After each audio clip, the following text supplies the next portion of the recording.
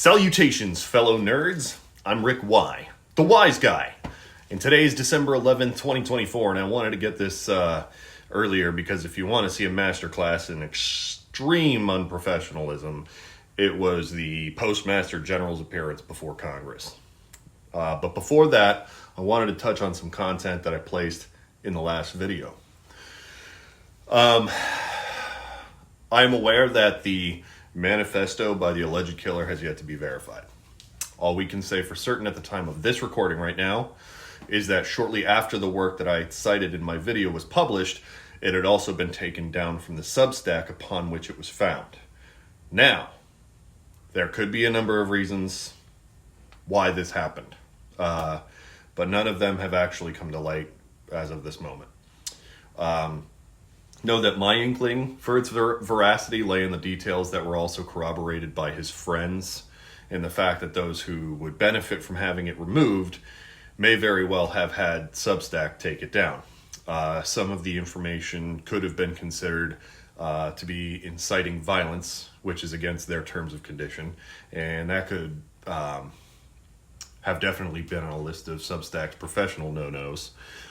Or it could have been the police who asked them not to provide it, as it may be a form of evidence in their investigation. And if it is, it could sway potential future jurors in his case. Or it may have just been some dingleberry who needed some clout and verification from strangers. I don't know. I will look deeper into it, and I appreciate y'all calling me out on it. At this point, I can't tell, and if I do find out that it wasn't something that he posted, I will most certainly post a retraction.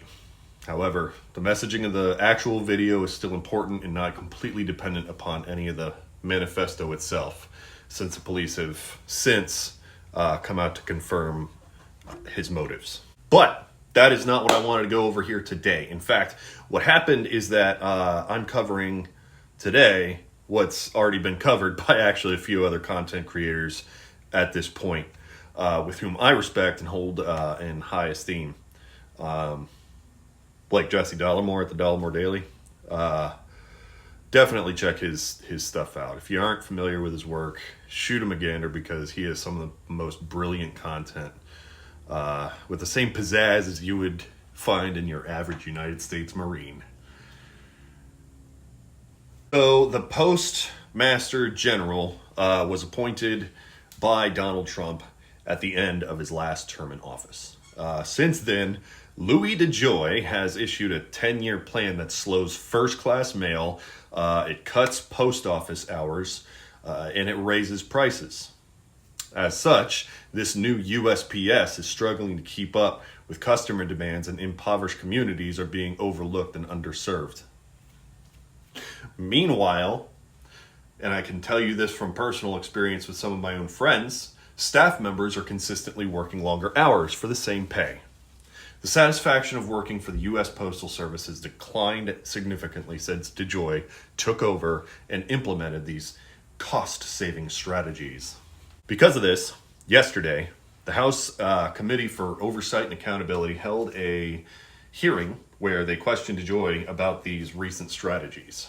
Because regardless of the implementations, the numbers were not proving to be achieving the goal that he originally had set out to do, which was achieve financial self-sufficiency, while also trying to improve the service overall. To the shock of nobody, this did not work out. In fact, it made things worse for Americans, with longer lines and higher prices just to wait longer for the parcels. And this wasn't like a partisan issue. This is one of those rare bipartisan complaints that are shared by a huge swath of the voting public. Republican Chairman James Comer, with whom I find to be as dumb as a sack of marbles and about as useless as a screen door in a submarine, was able to share these concerns, but implied that even fewer people to staff the post offices. I give Mr. DeJoy credit for delivering a plan to fix the Postal Service, but the Postal Service is hemorrhaging red ink, he said. This year's loss was almost $10 billion.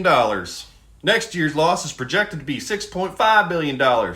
When you predicted the Postal Service could break even, you did not foresee some of these other issues?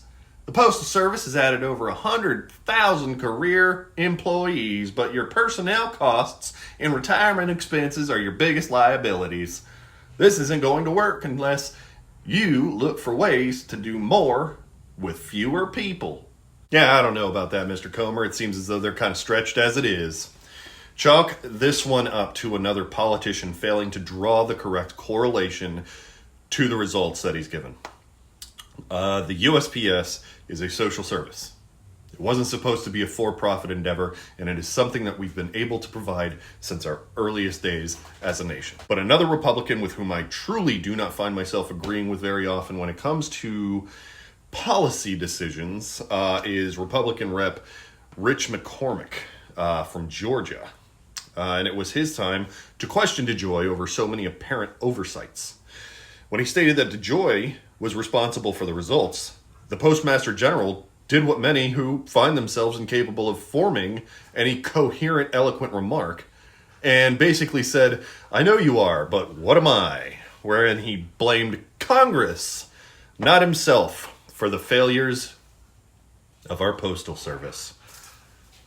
As the congressman tried to continue pressing him, DeJoy snidely said, "You're talking to yourself now."